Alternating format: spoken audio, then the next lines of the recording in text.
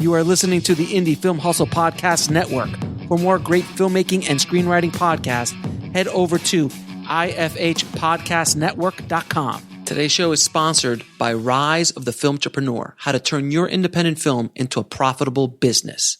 It's harder today than ever before for independent filmmakers to make money with their films. From predatory film distributors ripping them off to huckster film aggregators who prey upon them. The odds are stacked against the indie filmmaker. In Rise of the Filmtrepreneur, I break down how to actually make money with your film projects and show you how to turn your indie film into a profitable business.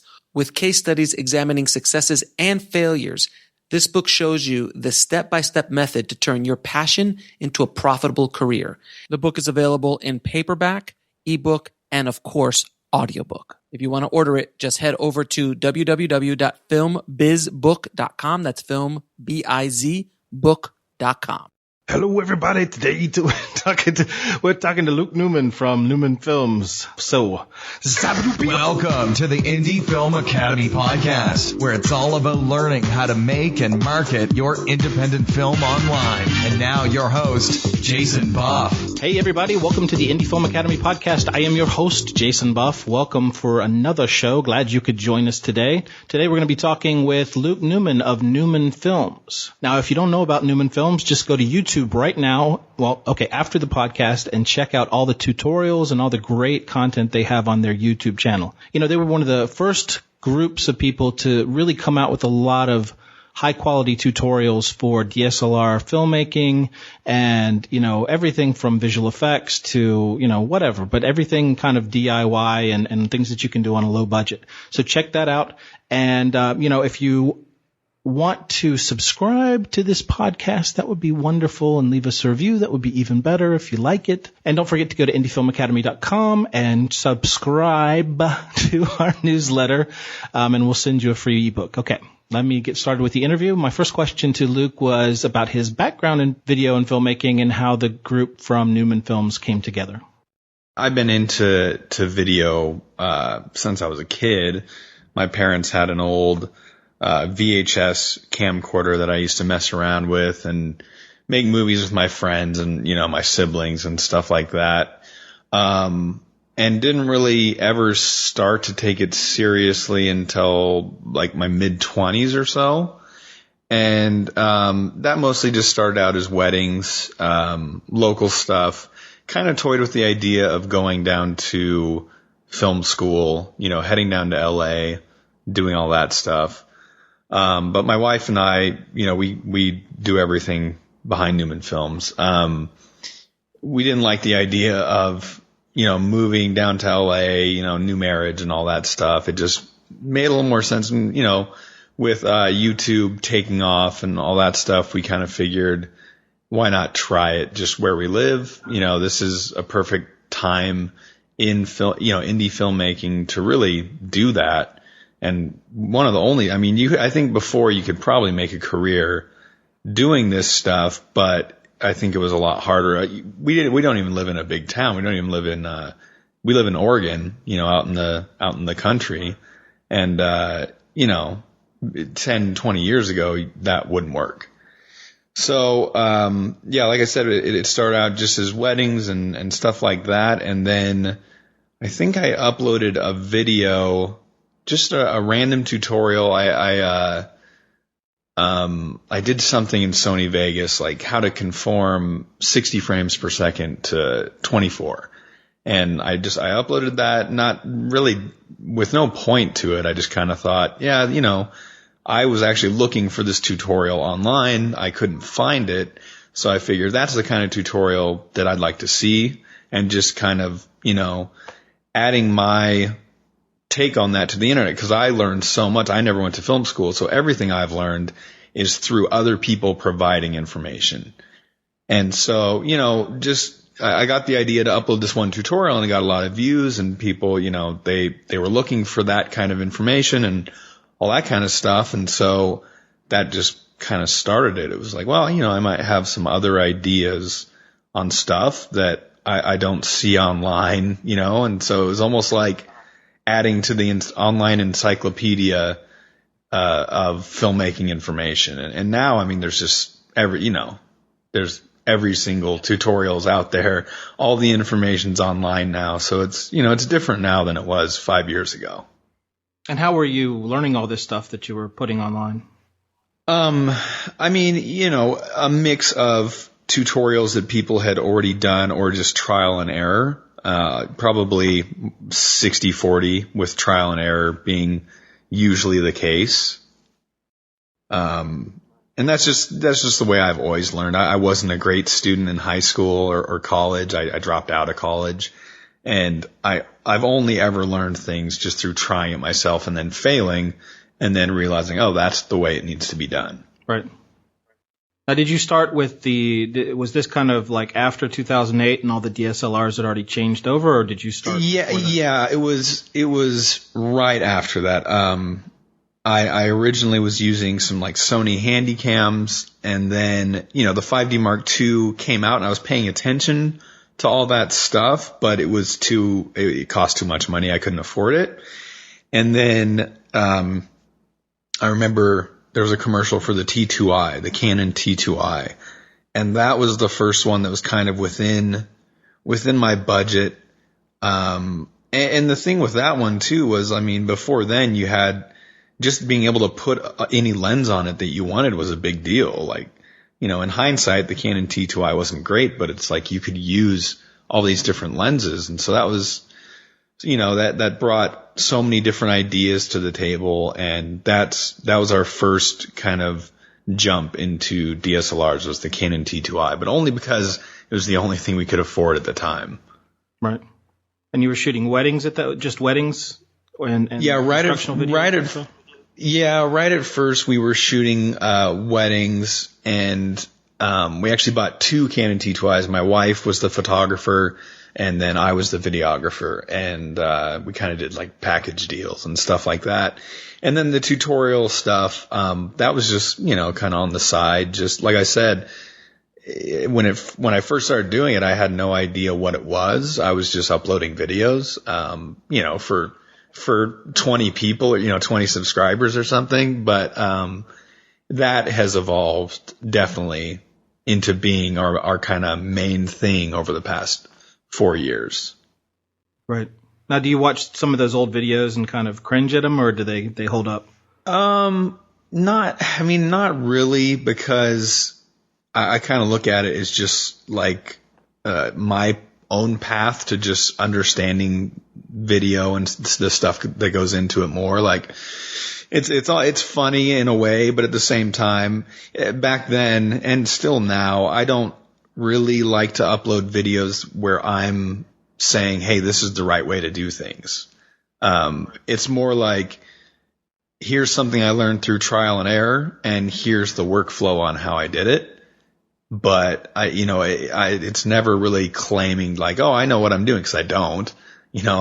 I look at it like I have no professional training. So, any of the things that I'm going to throw out there that are, quote unquote educational are going to be more like, I've found these to be true in my own workflow. If you like it, great. If not, I'm not claiming that this is the way to do things.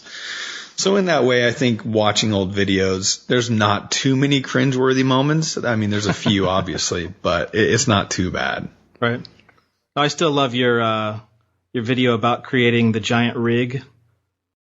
Yeah. I've shown that to a few people, and they're like exactly the kind of people that they parade in with like, right, like a little teeny camera, and they just have all this stuff all around it, so they look like they're shooting with like an old Panasonic, camera or something like that. Well, the thing about that is like, I'm guilty of it too. It's like, that's where the joke came from, is, I think we're all guilty of it. So yeah, that was a fun video. Now, are you primarily shooting, are you still doing videos like, do you do weddings still and stuff like that? Or are you guys completely just doing the products and Neumann Films, like soundtracks and things like that? Yeah, we've stopped. We haven't done a wedding for probably 3 years. Right. And that mostly just stems like, I didn't like doing weddings. They were kind of stressful. Live event shooting is somewhat, if you're used to kind of having control over the lighting and what you're shooting, and then you shoot a wedding, it's just a completely different beast altogether. So it stressed me out quite a bit. So I was happy to give that up. But we mostly at this point, kind of focus on our own products, our own videos. I mean, every once in a while we'll take on an outside gig. But at this point, the YouTube thing has, like I said, evolved into something that it now kind of deserves most of our time. And, if we're not building that, it's like, well, we can at least use it as an avenue to do creative stuff, on our own as well. So it's been a good evolution over the years, I think. Right. Now, can you talk a little bit about Beacon and how that came into existence? Yeah. And what it is for people who don't know what it is. Right. The Beacon is a sci-fi web series, self-produced, with the idea being, I wanted to make the transition from just like straight up tutorials, and being an educational channel to being more of like entertainment. I like filming narrative, creative stuff. But at the same time, I realized, well, the channel was built on people expecting educational stuff. So the Beacon is kind of like my compromise to that of we're going to film this sci-fi web series, and then to go along with it is going to be these in-depth tutorials that kind of look at every phase of production. So to make that work, we kind of have to do everything ourselves. You know what I mean? So like writing the music, doing the special effects, cinematography, acting, editing, all of it. If we do all of it, that leads to more interesting tutorial content, which, that's what our channel is based on. So yeah, it takes a while to do them just because, I want to satisfy, my own, desires for doing creative stuff and making it high quality. And that takes a lot of time by itself. But then, also we have to film all this behind the scenes tutorial stuff. Like the first episode, I think was 7 minutes long, and the tutorial content ended up being around an hour, so it's, it's bordering on feature length content when you factor in the tutorial stuff, which we put equal amounts of time into. Right. Yeah, that's one of the things that sticks out is like how well produced, the shorts are great, but it's like the production value on the behind the scenes is pretty amazing. Yeah, that goes into like my wife and our friend Pete, who's the actor. Like when we're filming this stuff, there's only 3 of us, and my wife films all the behind the scenes, and it's kind of just like we all chip in and try to make it as high quality as we can. But with 3 people, it obviously takes a while. Right.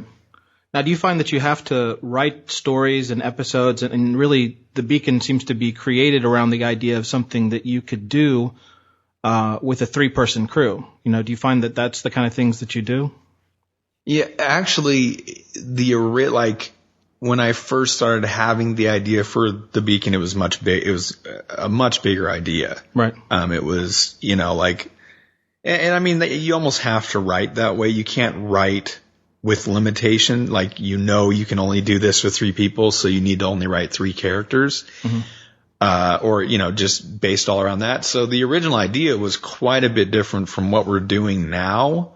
And we actually went out and we filmed quite a bit of this idea and got into the editing process, and it was just like, hit a dead end, and it was like, we can't do this with this budget.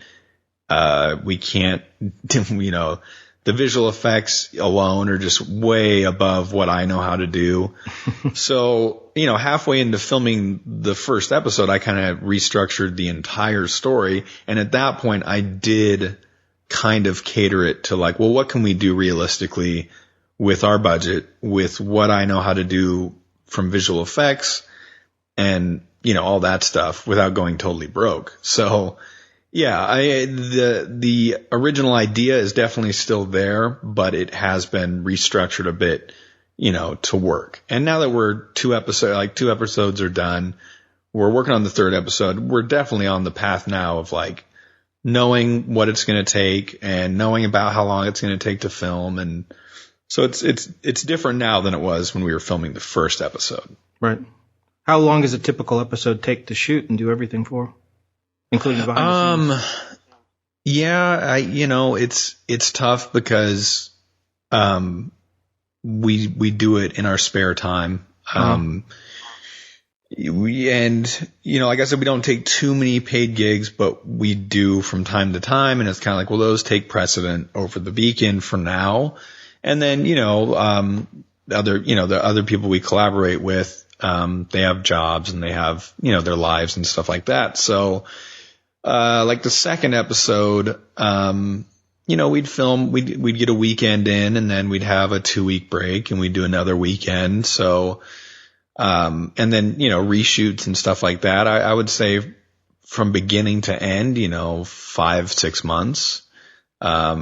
But again, I think the process gets faster the more episodes we get done. The first episode, I think, took a year. Second episode took about 6 months. And just the way this third one is written, I see this one only taking a couple months. Right. You own the space outfit? Yes. And that was a big, in the first episode, we didn't own the space outfit. We had to rent it and it was kind of expensive. So, that was tough. It was, the first time we had to kind of schedule everything, schedule the spacesuit and, all this different stuff and line up schedules. And that after filming that one, we were just like, well, it's going to be a lot easier if we own these costumes. So, from that point on, we've tried to just buy everything outright so that fits within our shooting schedule. Is there any sort of copyright or anything with using costumes? I mean, I don't know how all that works, but I mean, if people are trying to shoot something similar and they go to a costume shop, can they use that in a narrative film and have the rights to it, or is that something they have to create themselves? I mean, the costumes we have in the Beacon, they're kind of custom made. So, I mean, you could go to the guy that made the spacesuit and have him make something similar. But, I actually don't know about copyrights. I'm assuming well, actually, I think it depends on how you're filming it. Cause you see, Star Wars parodies online where they're using stormtrooper costumes and I'm assuming it just depends on how you release it and where it's going to be released to. So now the gear that you guys use, sorry, I didn't want to interrupt. No, go ahead. Are you using your own gear? I mean, do you own all that, or do you rent whenever you go out? You're shooting on the Red or something? Yeah, we have the Red Dragon, and then we use the Panasonic GH4 for behind the scenes. And usually the only thing gear-wise we'll rent is lenses. Most of the Beacon has been shot on anamorphic, PL mount Kawa anamorphic lenses. And we found, the trouble with renting lenses that I found is they're generally cheap, except people usually don't split up their sets. And I don't need a 40, a 50, a 75 and a 100 millimeter when I film. I usually stick to 2 focal lengths. And I don't know why. Well, for the Beacon, most of the time it was a 40 and a 75 because I do like that wider anamorphic look. And then if I ever need to get in a little closer, the 100's a little too close. So I found the 75 was a nice in between. So we actually found a rental house that does split up their sets, Gearhead Camera Rentals. And you can just rent one anamorphic lens and they're only like $100 a day. So that definitely helped us be able to use the lenses we wanted to use. And that was a big, factor in the look of the Beacon, I think. Right. Now you said a 40 millimeter. Is that considered different for film lens versus a photographic lens? Because a 40 photographic wouldn't be very wide. Well, I mean, since it's anamorphic, it's actually, you're actually getting and it's a 2x, squeeze, you're getting a 20 millimeter field of view. I think on the height, you're getting a 20 millimeter field of view, and on the width, you're getting a 40 millimeter field of view. So you won't see too many anamorphic 2x lenses that are wider than, you'll see a 35, but depending on the sensor, if you have a larger sensor like the Dragon, the 35 might not even work. So yeah, with anamorphic, 40 is usually about as wide as you can go. Okay. Would you attribute shooting anamorphic? I mean, is that what's giving you that really kind of amazing film look that you guys get? I mean, the one thing that I found with shooting anamorphic is, and the same thing with the Dragon, like I don't believe at all that the camera can make that much of a difference in what you do, right? But when you do look through the LCD of the Red and you have an anamorphic lens on there, your mind automatically kind of just goes, hey, that looks like a movie. If that's, your subconscious because you watched a lot of anamorphic stuff in the 90s as a kid, that could be it. But that my mind automatically just goes, wow, that looks really cinematic. And I'm not even doing anything. So naturally that's the lenses and the camera.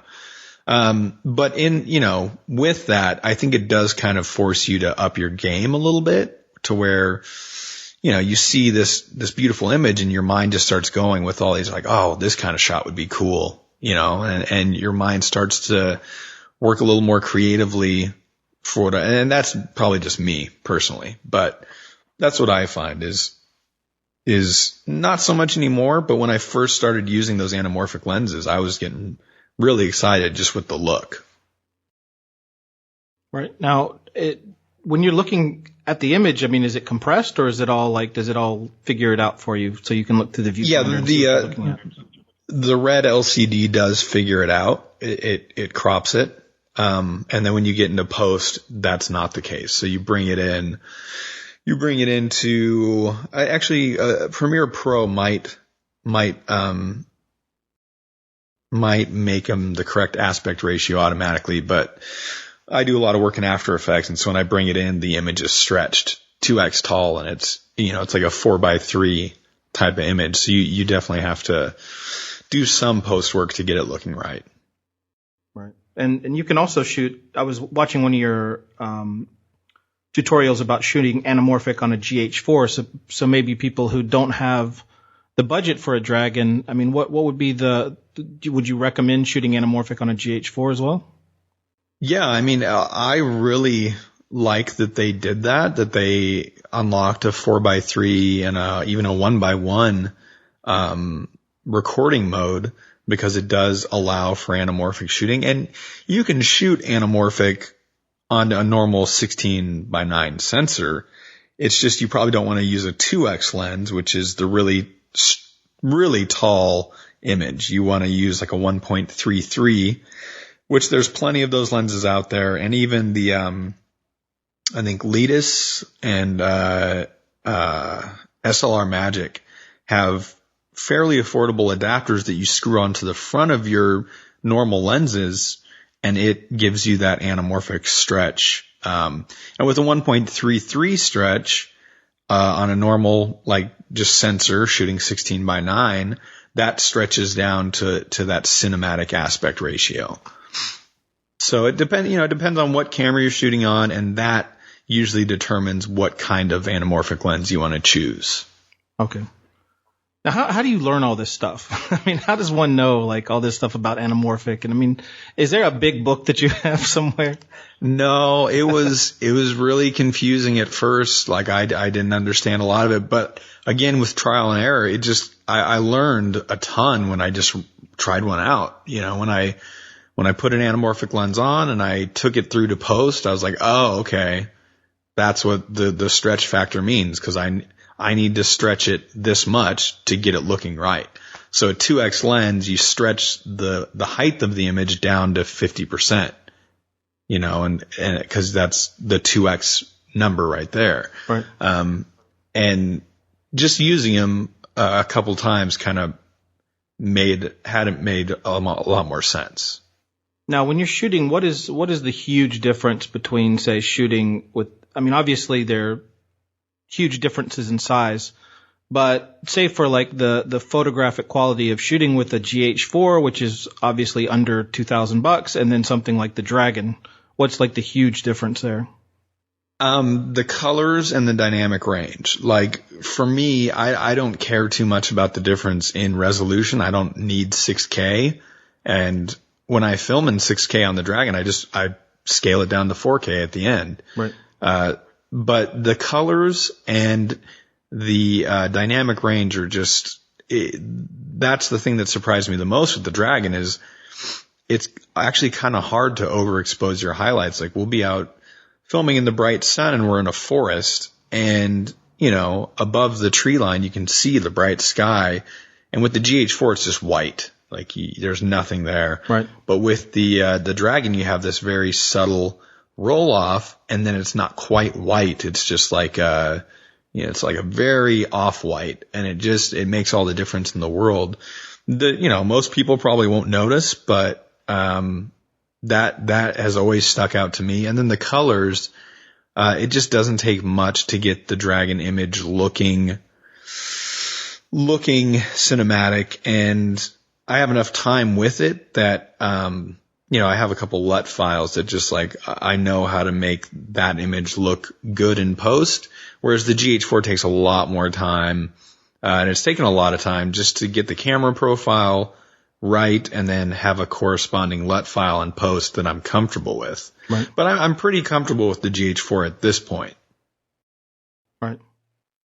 Now, when you, would you compare it to like shooting in HDR or something? Is that like a RAW file that's coming out? Or is it like a... Of the Dragon? Yeah. It's compressed RAW. Okay.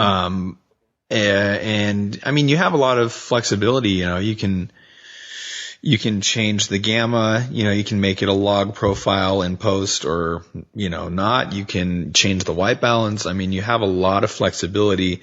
So it's almost like, it makes you a little lazier, I guess, but with such a small production like ours, it allows me to focus on different stuff. Like I don't have to spend so much time thinking about the camera. I basically look at the histogram and I'm like, okay, if it's, I know where it needs to be and that's it. Let's roll. Right.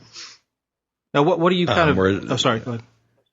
Well, as we're with the GH4, like you really have you have less dynamic range to play with. So if you have something overexposed, you need to slap on a ND filter. You really need to work a lot more to get that image looking right on the GH4. Mm-hmm. Now you mentioned working with LUTs. What is the, I want to go into more detail about that, but can you talk about what your, like, say you're setting up for a scene and you're setting up for, to shoot something. What are the things that you do to your camera? What kind of settings do you have? And what do you do to make sure you're getting everything exactly the way you want it? It's tough. It's kind of like a fly by the seat of your pants deal where, it generally is, well, I mean, like I said, with the Dragon, it makes it so easy that I don't find myself putting too much thought into that. I think more about the camera movement, and the composition than I do at camera settings. I mean, definitely when you get a new camera, that's what your mind is focused on. But I think the place you want to get to with your camera is where you're not thinking about that stuff. When you're comfortable with the camera, that's when you're not thinking about the settings and what you need to do to get the image right. You're just, that by heart and you're focusing on other stuff now. Do you do any sort of calibration or do you just kind of say, okay, I can, if I've got the color balance or things like that, I'll just figure it out in post? Yeah. I mean, as sad as it is to say, there is a lot of that mindset of like, yeah, I'll be able to fix a lot of stuff in post. And if I'm on a job where I'm just a DP, my mindset might change. But something like the Beacon, when it's like, we're doing all these different things and doing BTS, it is a nice luxury to have to just kind of know that, well, I mean, it doesn't have to be perfect right now. I spent 2 minutes setting up the shot, and now anything that's kind of wrong with it, I can fix later on. Right. Now, in terms of LUTs, can you explain, just give an overview of what LUTs are for people who are kind of just getting started, and how that works in camera and also in post-production? Yeah, a LUT stands for lookup table, and it essentially you apply a file to your shot in post. I mean, a LUT is basically just a file, and they come in several different file formats. And you apply them to your shot, and they make adjustments like contrast, saturation, and all that stuff. So they're essentially, color grading presets. But the nice thing is they're not specific to, any one software. They work for pretty much every editing software. And a big part of LUTs that I like to use is I create a lot for specific shots. Like for the beacon, I have just folders of LUT files that I'll use for any one scene. Some of them might be specific to a certain time of day and lighting style, and some of them might just be more basic, like contrast and saturation boosts or reductions. And I definitely stack LUT files on my shots. Sometimes I'll mix, 4 to 5 of them on any given shot. Right. Now, is that something, so you're doing that in the camera as well as doing it in After Effects, or is it totally for just post-production? It's totally, with the Dragon, it's totally in post-production. They say they're going to be able to, or they say they're going to add LUT files in camera at some point, but it hasn't happened yet. And very few cameras have that. I wish they did, because I would love to, be looking at what my color graded shot is going to be while I'm filming. And there are ways to do that, but at this point, I don't do that. It's all a post-production workflow thing. And you create those in After Effects? I actually create those in a third-party software. I don't remember. I think it's called 3D Lut Creator. And I basically take a still. You can take a still image. So I'll make a still image of my shot or my scene, and then you take that into this program, and you can create the LUT files in there. Okay, and that's, for a lot of people that don't know, that's really what gives certain styles to different filmmakers. So you guys have one for, right, all different kinds. You guys, that's one of the products you sell is LUT files that you can, make it look like Wes Anderson or make it look like. Right. Yeah, and that was actually the Blockbuster LUTs. That's a product that we spent quite a bit of time on, and the idea behind that was just like the process for creating those was actually pretty fun. I'd take a still from a blockbuster movie, so like let's say Wes Anderson. Took a still from a Wes Anderson movie, and then we tried to recreate that still. So let's say, I think one of them was from Moonrise Kingdom. Is that the name of it? I can't remember, because we titled all the LUT files to be close, so ours was Sunrise Kingdom. Right, okay. So I don't remember what the name of the actual movie was, but we tried to recreate a scene from that Wes Anderson movie with all these different cameras, and then I would sit there and get the LUT files from each camera to match that Wes Anderson look. So, it's kind of tough, because some people, they'll buy the LUTs and they'll apply them to footage, and they'll be, they'll email or something and say like, this doesn't look anything like Wes Anderson. And my response is usually like, well, okay, you got to understand how they're made first. And then that kind of reveals you need to have your before image looking kind of like a Wes Anderson movie. So there's so much stuff that goes into a Wes Anderson shot that, an underexposed shot inside of your house isn't going to look great when you apply the LUT. So, yeah, there's a certain amount of work that has to go on the person's side that's actually going to use the LUTs. Now, when you're on location, I want to talk for a second about shooting in some of the, one of the big things that you notice about just about all of your films is they have amazing locations. And how do you go about first of all, how do you go about finding the right locations? And also, how do you plan for shooting in those locations in terms of where the sunlight is and all that?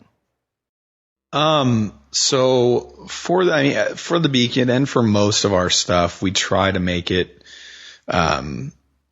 we try to film it within our state of Oregon. Like we're proud of our state. We like traveling around it. And there's so many locations, especially on the West Coast, that might be a little more epic, but there's a lot of variation in Oregon. So part of it just comes from, we like hiking and we like, going out in nature and exploring. So sometimes we'll just stumble across locations that's like, oh, this will be a great location for the Beacon.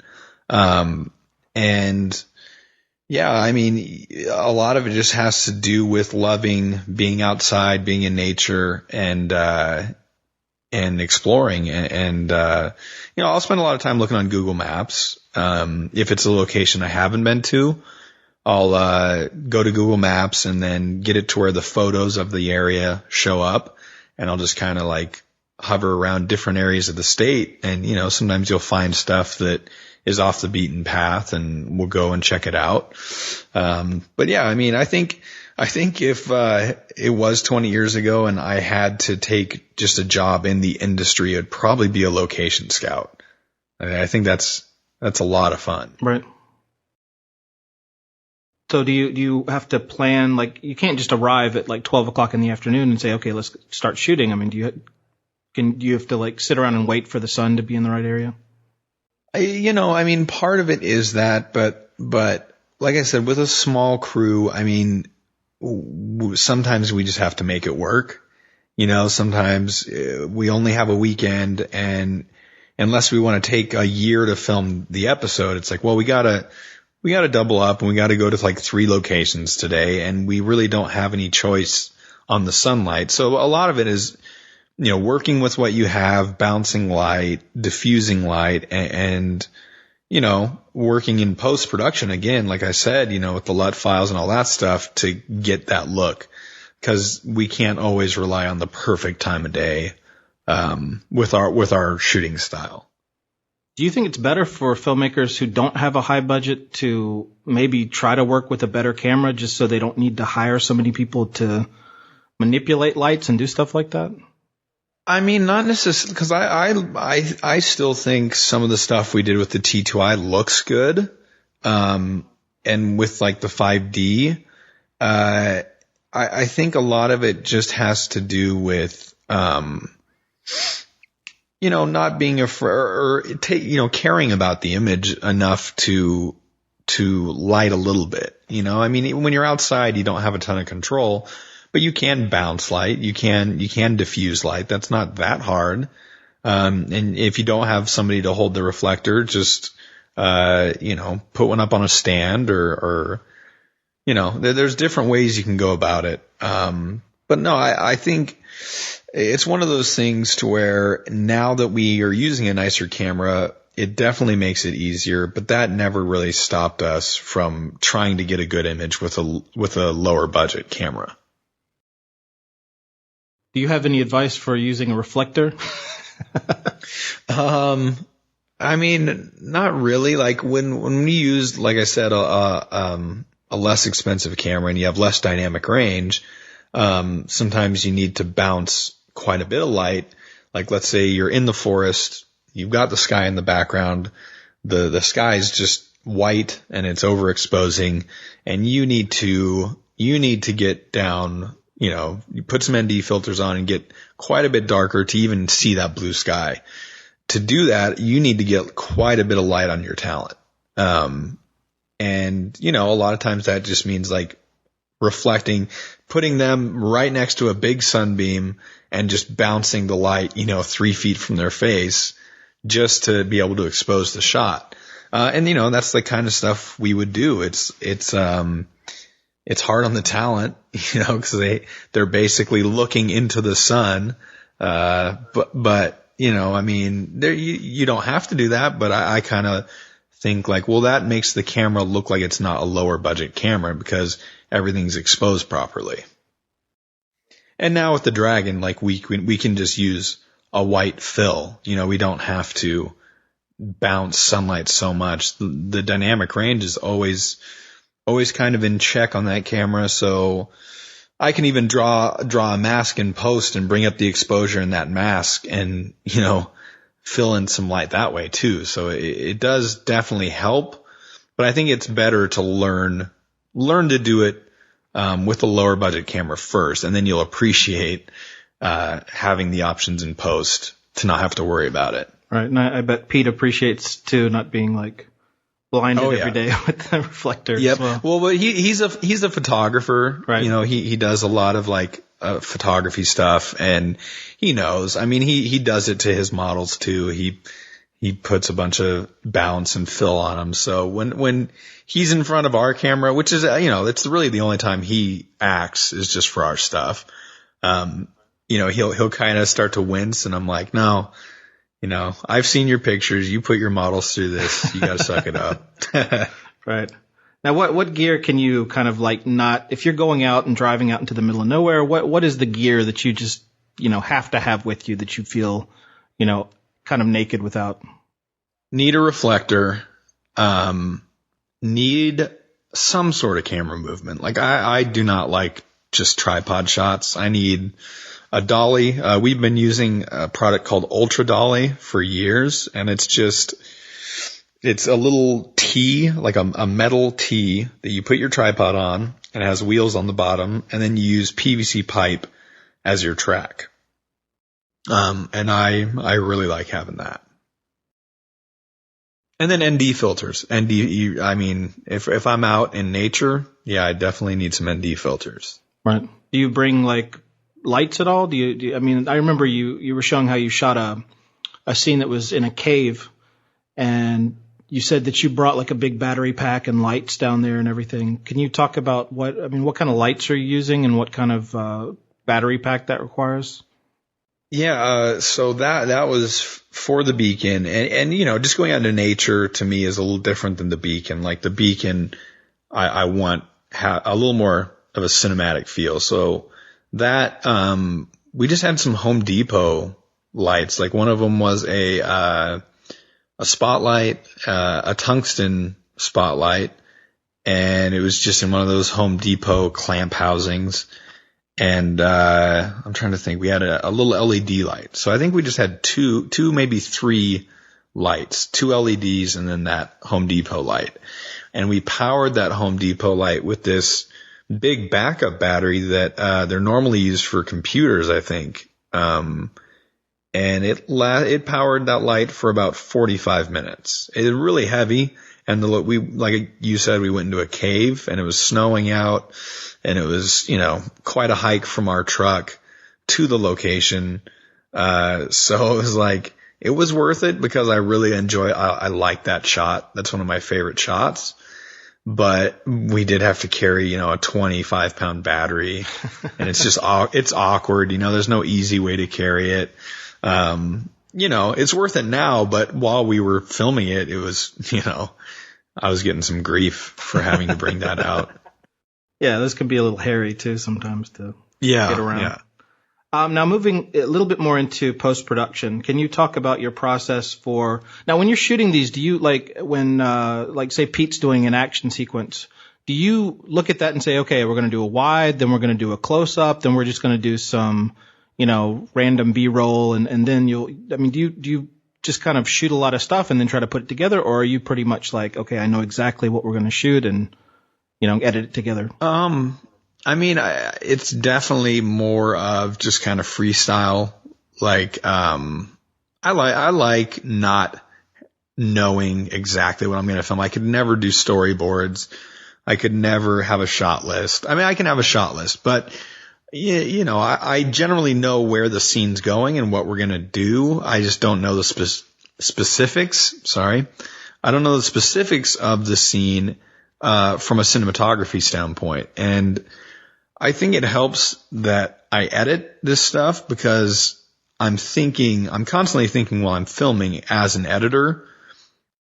Yeah, so like, let's just take a sequence from the beacon. Like Pete slides down this cement, incline, and he shoots like 4 guys during the slide and then falls off a little like, drop off and lands on the ground. While I'm thinking of that scene, I kind of envision each shot. And as we do it, I'm thinking of it as an editor. Like the beat is going to go like this, and there's going to be 3 quick shots, and there'll be close-ups, and then you'll need this shot of him sliding off. So I think it helps editing and knowing about the editing process when you're filming. Now, when you what do you primarily use for post-production? Are you on a Mac or are you doing PC? I'm on a PC. Right now I'm on a laptop, a gaming laptop, and it's pretty good. It's it's fast. It's not great, but it handles 4K. It handles 6K with the Dragon, so it's fine for what I need. And I generally I'll get into Premiere and I'll do my edit. And with something like the Beacon, actually, it's more complex than that. I'll do scene by scene, and I'll generally, I'll work on a scene that's like 2 minutes and render those out as DPX sequences. Well, first I'll get the scene edited in Premiere, then go over to After Effects, color grade, do any visual effects, and then work on the audio in Adobe Audition, the music, all that stuff. And I'll almost make these little mini movies and render those out as DPX sequences, and then piece the whole thing together in one Premiere timeline at the end. And EPX is just a reference file for Premiere? No, it's an image file, but it's pretty lossless. It's a really high quality image file. Okay. And just going to YouTube, it's like, I don't really mind losing a little something going to H.264 as long as I have that master DPX sequence, for later on, burning to 4K Blu-ray when it comes out or something like that. Right. Okay. Now, so you do that, you put your edit together, and then at the very end, you grade the whole thing again? Or that's what I mean is I usually like to grade as I go. And so that's kind of why I break it up into individual scenes. So I'll generally take a scene from start to finish. And so, with episode 2 of The Beacon, for instance, I had 10 scenes or something in different folders, and they were all ready to go.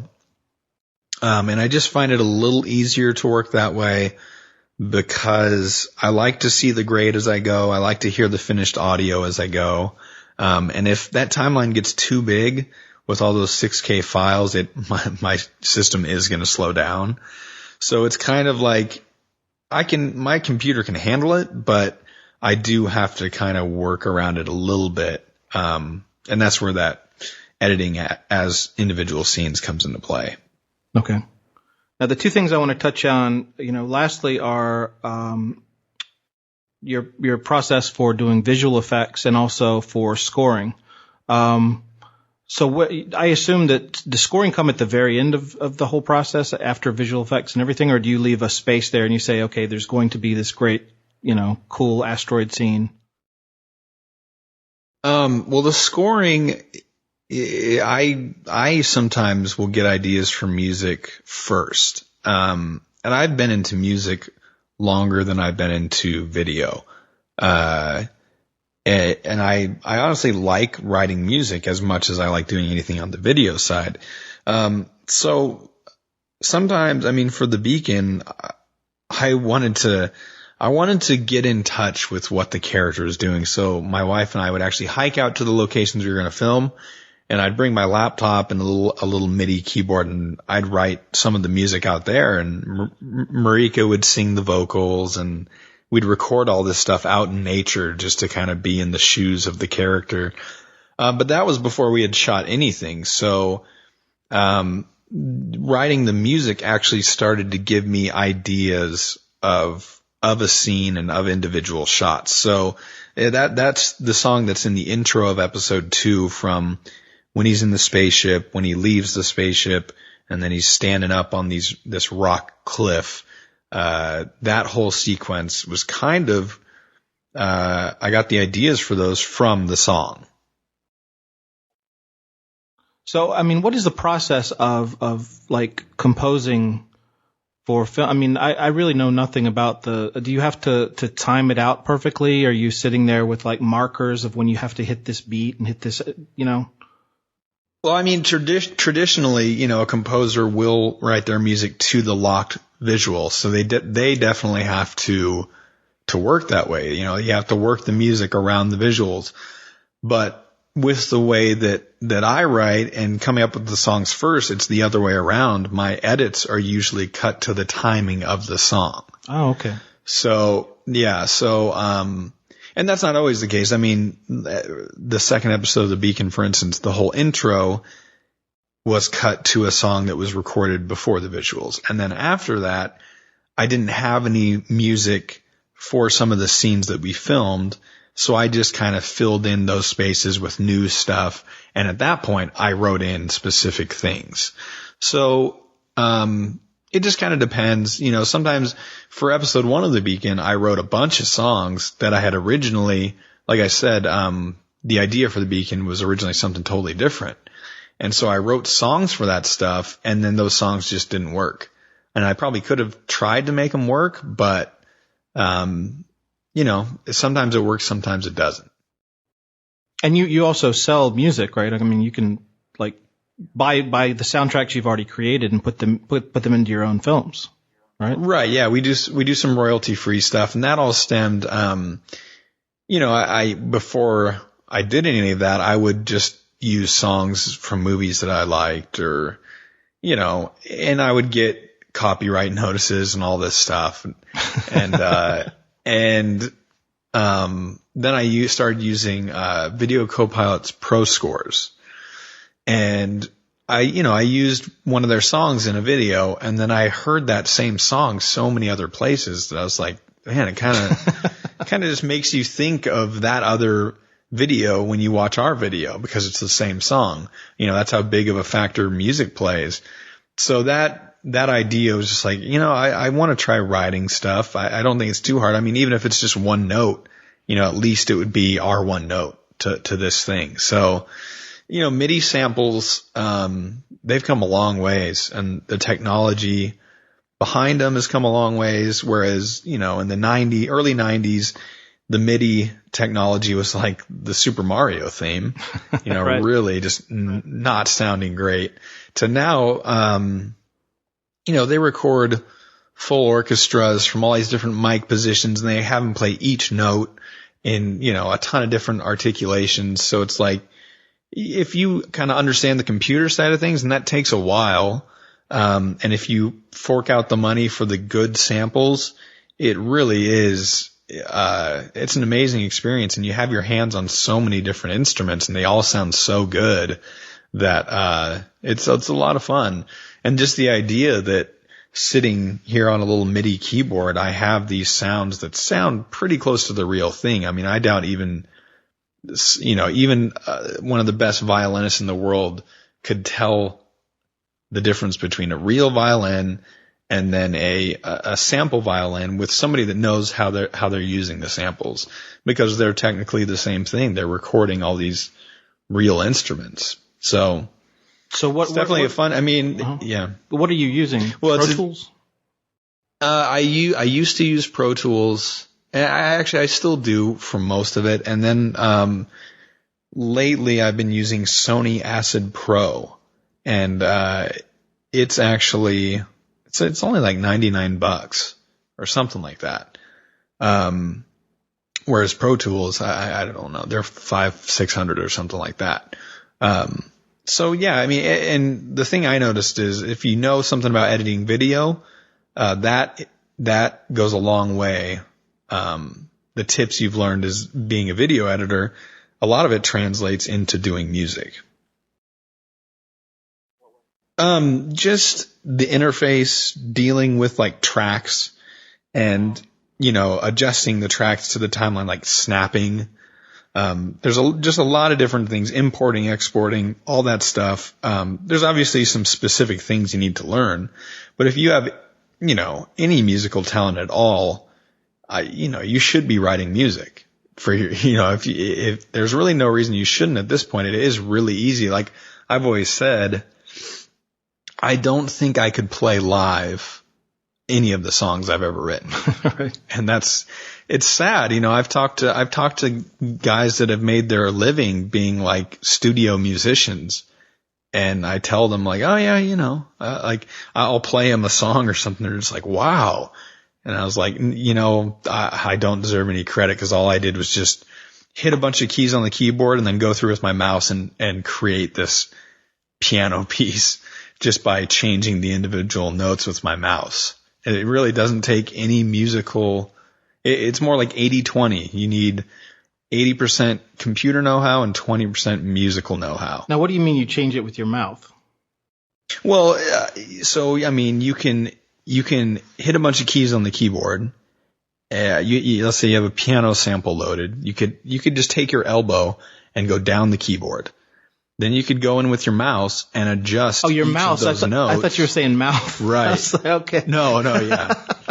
Yeah. Got it. Okay. You go in with your mouse and just create this, this masterpiece of a song line that you could never play live. And you're just doing that with a computer and your mouse. Right. And those are just, samples that you've recorded and. Right. Okay. And, somebody got a really talented piano player and they rented a really nice studio space and they have really nice microphones and they just have that piano player go through and play each note on the piano once and then maybe some chords and they do all these different recordings. So really it's just you're using your keyboard to trigger wave files. That's really all it is. Now, when you say you work with Sony, are you buying additional VST instruments from other places, or does it kind of give you everything that you already need? Yeah, right. I mean, Sony is where I do all the compiling, but the samples I'll use 8Dio. I use a lot of their stuff. I use Project Sam, East West. Let's see, East West, Project Sam. 8Dio, those are the main three. Right.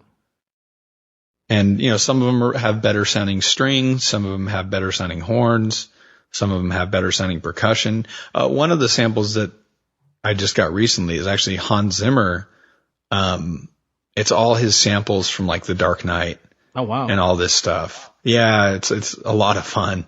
And I actually use some of that in The Beacon. That the second episode, that first song, you can hear some of that percussion stuff is the Hans Zimmer samples. And there's you can use that in any production. I mean, is that copyright free and everything? Yeah. I mean, he used them for all his movies and then he decided just to make a product out of it. Yeah. Pretty cool. Then that came out after you guys did the Batman stuff though, right? Yeah, unfortunately. Okay, now talk to me for just a little bit. I don't want to, we're going a little over time, but about your visual effects work, because one of the striking things also about The Beacon is, all of these shots of space, and you've done some really, thorough tutorials about all that. But could you just talk a little bit about the process of making those? Yeah, all of it's done in After Effects. Which, I mean, a big part of my visual effects knowledge is Video Copilot. And I think that's the case with a lot of people online that do visual effects. And they have a series of tutorials that's just like basic After Effects, like just here's what you need to know. And I think it's 5 tutorials. But, I spent a day watching those and just from there started to try different stuff out. And then for 3D stuff, I just use their plugin Element 3D. And lately for episode 3, which we haven't filmed yet, the requirements for visual effects are a bit more advanced. So that's kind of why it's been taking a while, is I'm actually learning quite a bit of new stuff, on creating models, and, getting realistic lighting and all. It's a little more advanced stuff that will definitely be part of the tutorials for episode 3. But, at this point, it hasn't been anything too crazy. It's just basic knowledge of After Effects and then basic knowledge of the Video Copilot plugin, Element 3D. And I mean, if you have those two things, you take 2 days to watch tutorials on that stuff, anybody could be at the level that I'm at. It's not too complicated. Like, you get into the 3D stuff, the 3D software, and that stuff gets really complicated. I actually looked into game creation a little bit for episode 2. The opening sequence of the beacon, episode 2, where he's in the spaceship, that's actually a level I was working on. I was working on a game, like a video game level. And, there's a software called Unreal, or it's like Unreal Engine 4 Development Kit or something. Created the spaceship level, and then you can go through there with a digital camera and do all this different stuff. So that's actually how the visual effects were done for that episode. And I'm actually working on a tutorial for all that. There's just a lot that goes into it, so it's taken some time. But that's all more advanced stuff. I mean, After Effects is really powerful, and then that Element 3D plugin, just for what it does, it's really amazing. Now, the same thing with that. I mean, if a filmmaker wanted to come in and try to shoot his own, Star Wars or something, and wanted to use Element 3D, what do you know if they could do that? I mean, is that something that are you producing stuff that you can like take out of there and like it belongs to you after that? Or yeah, I mean, anything that you do in that sense is fair game. I mean, Video Copilot even provides models and stuff like that. But, like if you buy a 3D model from turbosquid.com, I mean, part of that is you can use that in your own productions. I think, for Star Wars, I mean, that's obviously there's probably a lot of copyright stuff there, but if it's just fan fiction, I think it's usually fair game. No, I mean, I don't mean actually making Star Wars. I just mean it seems like, the technology has advanced so much. I keep expecting to see all these movies coming out with visual effects and everything, but it just hasn't really happened. There's a couple of fan things out there and shorts, but you haven't really seen somebody really take the technology and kind of like go crazy with it. I mean, yeah, well, that's one thing that I wanted to try and do with the third that I'm trying to do with the third episode of The Beacon is taking what After Effects and Element offers and trying to replicate some higher end stuff. So I mean, one of the things for episode 3 is character duplication. We have one spacesuit, like one, kind of like, it's like the Halo Master Chief suit. We only have one of them. And to create an army of guys, it's like, well, you definitely need to get into visual effects. And, if you want to keep it 2D, you can do green screen, or you can do, some in-camera tricks. But if you want to get a little more creative with it, it's like you need 3D models.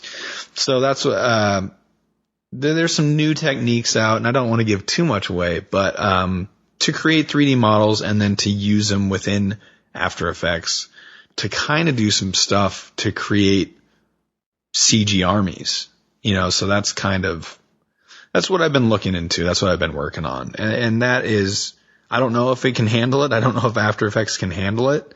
I'm not at that point yet, but it'll be cool if it does work out. So you would try to import your own models into Element, is that right? Yeah, and then Element has built-in like duplication stuff, so you can you import one model and then you say, okay, now create 2,000 of these guys and spread them out over the screen, and it's like a particle make thing.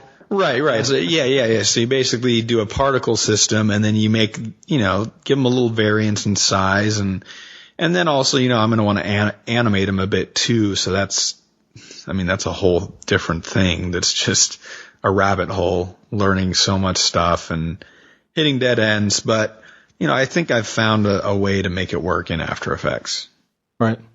And I don't think a lot of people realize sometimes that a lot of like that can be done with green screen. Like I saw a thing that Gareth Edwards did not too long ago where he was showing how he created this giant battlefield or whatever for like Genghis Khan or whatever. And he just had 100 of the same, like one guy doing like different movements in front of a green screen. And then he just took that into a like I guess After Effects is what he uses. Right. Yeah. We actually did that. Yeah. We've done that a few times, and the downside is just that you have to stick to 2D moves. It's either, well, and then one thing we're doing with the beacon is we're incorporating motion control dollies. So it is that same 2D idea, but if you can replicate the same camera move over and over and over at the same speed, and that's what motion control is, then you can get into some camera movements where you have multiple people. So that's something we're going to be doing for the closer up shots, and then mixing it in with the CG models and stuff like that. That's pretty hardcore, isn't it? The motion control. Does that match it up? I mean, it's not too bad. I mean, you basically go into the motion control menu and say, I want the dolly move to be this speed, and then I want the pan tilt move to be at this speed. Then you just do that same move 5 times, and then, you have your actors doing 5 different things and just try to not have them overlap. But we're not even going to do green screen. So it's just literally drawing masks in After Effects to make it work. If there are characters that need to overlap, then you do green screen. Right. Yeah, I remember seeing that in the Back to the Future movies when that was like the big thing they did there was. Right. Yeah, that stuff, I mean, it's tried and true. Right. Now, I have my last 2 segments, and then I will leave you in peace. Okay. So the last segment, my second to last segment is called The Time Machine. And basically, the idea is, what would Luke Neumann of today tell Luke Neumann of, say, 10 years ago, or when you were first starting out? What advice would you give to yourself? Well, 10 years ago, I was in college for something I didn't like. So doesn't have to be specifically 10 years, but younger Luke Neumann. Yeah. To the younger filmmaker. And not a baby. Just fast forward. I would say just focus on stuff that excites you. Trying to do stuff that you think other people will like, or even having that idea in your head, it usually doesn't work because for whatever reason, I think creative people they feel like it's not their 100% their thing. And so if there's any inkling of doing it for somebody else, or like, I think people might like this, or I think, if it's not true to who you are, then you won't put 100% into it, and it just won't do what you want it to do. So, I did a little bit of that early on, like, I think this video could get views, and that never works, Right. So it's like, just, if something sounds interesting, just do it. And, people have subscribed to the channel, they'll probably like it too, because they like your channel. So a lot of it, I think, just comes from living life and discovering who you are and growing up, so it's less filmmaking advice and more just life advice. I think it's something everybody goes through. Right. Follow your authentic self. Right. And, whatever that is, try to find what that is and then just follow it. Okay. Now the other one is, for people who are listening who want to go out and have something, to help them out on their way. Can you name one book or movie or resource that has really been influential in your filmmaking career? Not really. I mean, it's just a collection. It's just a collection of things. Right.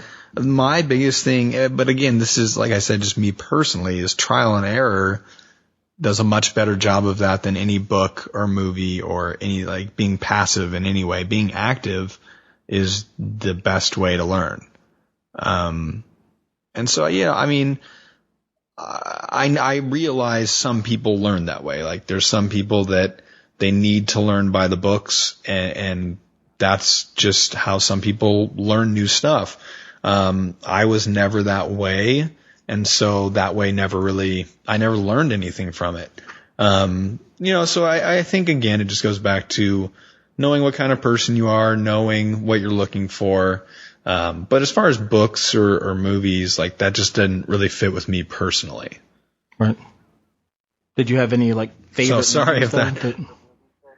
Or do you have any? Yeah, I mean, I liked.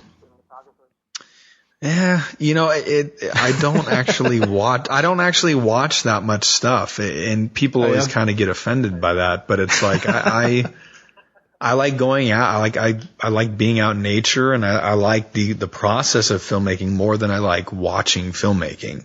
But I mean, I liked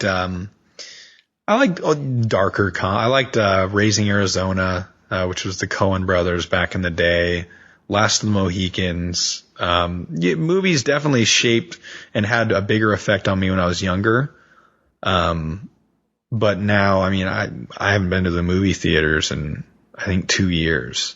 Wow. So it's like, and it's not that I don't like watching movies. It's just, I'd much rather be out creating stuff, I think. Right. You'd rather make them watch. Yeah.